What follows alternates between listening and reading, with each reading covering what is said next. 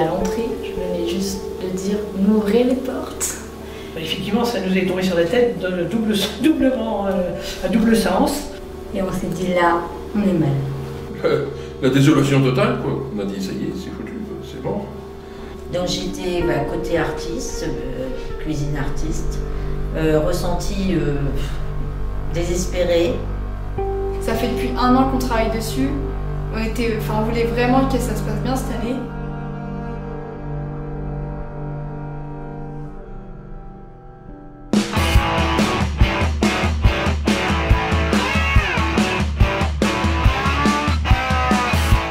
Je pense que suite au Covid, à la pluie, c'était une édition qui était vraiment la bienvenue.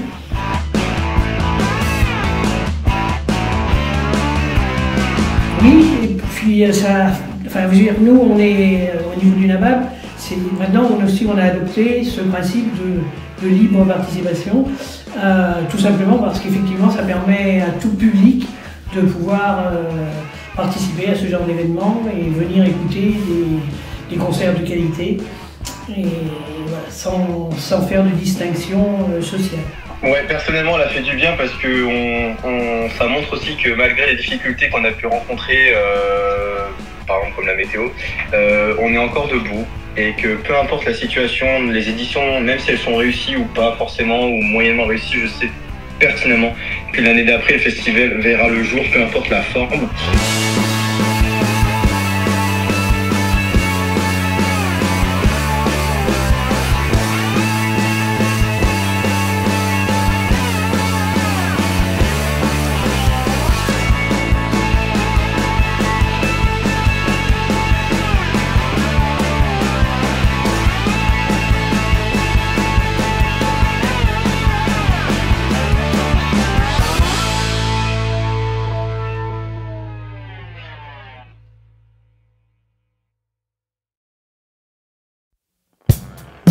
On va attendre Fred, le mec qui doit faire l'état des lieux des bains.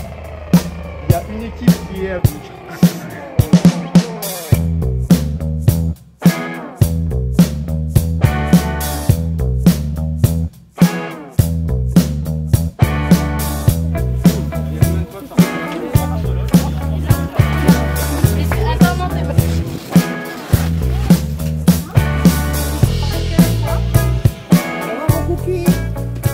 Bonjour, fais la bise. Bonjour la caméra. La bise. La bise. Non mais la bise Thierry. Faut que je fasse la bise? Oui. Non mais attends. La bise. Non mais fais-la. Non mais vraiment. Fais comme si tu faisais la bise à quelqu'un. Mais non mais fais le mouvement. Non mais comme ça. Ah.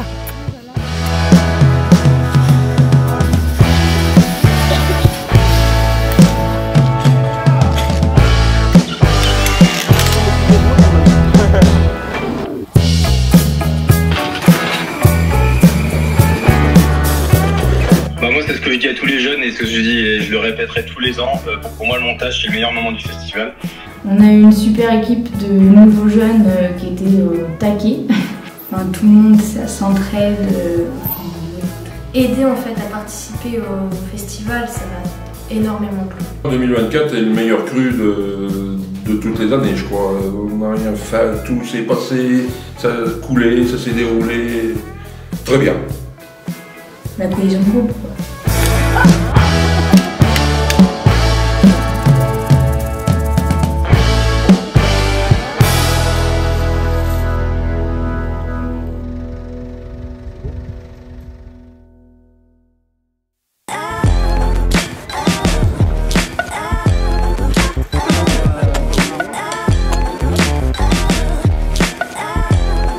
Il y a beaucoup d'événements en même temps que nous et en fait à 16h, un monde de dingue. Ouais, c'était génial.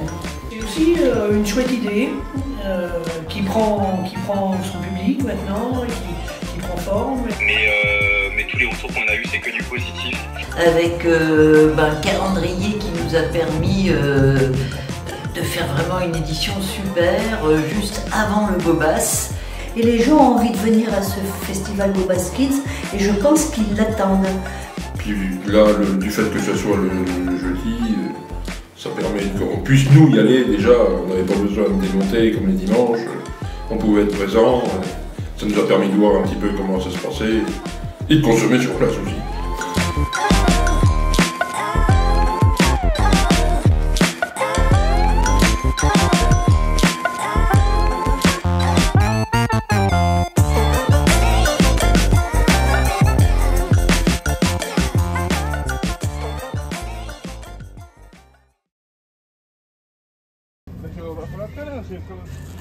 C'est un voyage.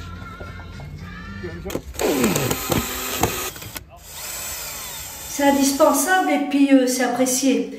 Parce que quand on installe quelque chose et puis qu'on fait waouh, et qu'on voit les yeux des gens, ben, t'as satisfaction quand même d'avoir fait quelque chose de tes mains. Hein. Il y en a qui travaillent de leur tête, parce que voilà, et d'autres qui travaillent de la main. Comme on dit, il faut des manuels et des intellectuels.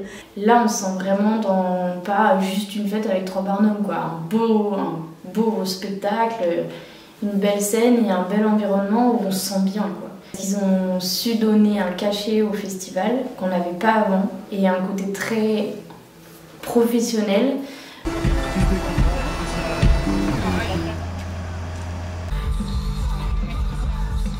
J'ai mis du scotch.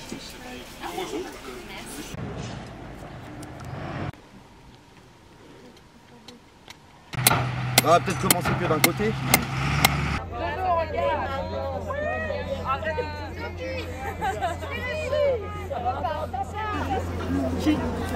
Et enchanté bis, Chin, on est sur ma montre, regarde bien ma montre, 2 minutes, je vais vérifier la vraie heure. 1 minute avant mon cri fatal. Il reste 20 secondes à peine et Fred Gigaret n'est pas dans son stand.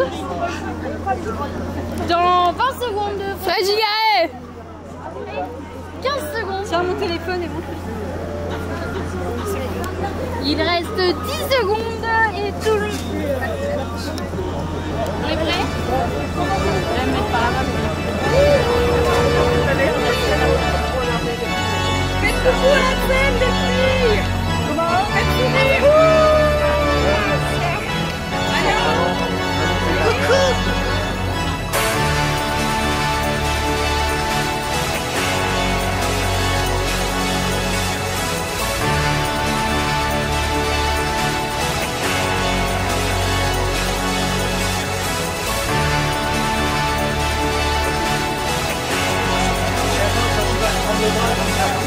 Arrête, c'est bon.